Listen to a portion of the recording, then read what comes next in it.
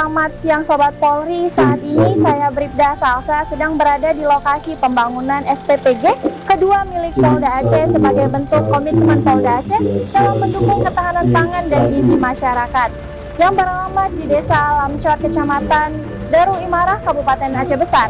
Yuk mari kita lihat apa saja perkembangannya.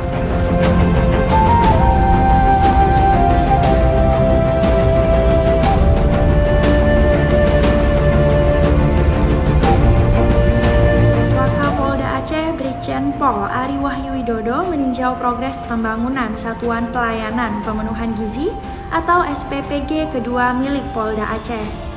Peninjauan ini dilakukan Wakapolda Aceh usai menghadiri secara virtual peresmian 8 SPPG operasional dan groundbreaking 205 unit baru secara serentak di seluruh Indonesia yang dilakukan oleh Irwasum Polri Komjen Pol Dedi Prasetyo di Desa Rembun, Malang, Jawa Timur. SPPG tersebut dibangun di atas lahan seluas 749 meter persegi dengan luas bangunan 450 meter persegi. Hingga saat ini, progres pembangunannya telah mencapai 90%. Pembangunan SPPG kedua milik Polda Aceh ini hampir rampung. Nantinya fasilitas ini berpotensi memberikan manfaat bagi 3.042 orang, baik dari kalangan siswa, sekolah, maupun kelompok rentan gizi seperti ibu hamil, ibu menyusui, dan balita.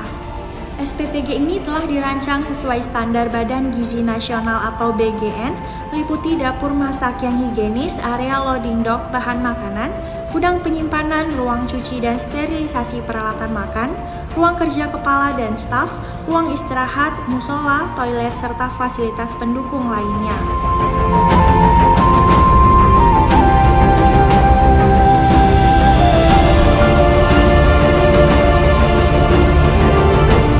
Demikian informasi yang dapat saya laporkan dari lokasi pembangunan SPPG. Saya Bribda Salsa pamit undur diri. Salam presisi.